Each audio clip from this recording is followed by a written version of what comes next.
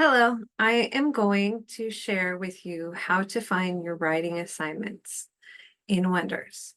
What you're going to do is you're going to go to the right button or the one with the pencil and the pad, which is purple. Right. You will have a button on yours that says start your project. So you will start your project and then you will work your way through the project. There'll be a plan, then there will be draft and revise and edit and publish.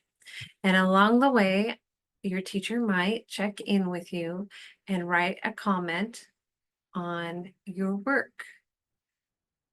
And she might grade it there too with using a rubric.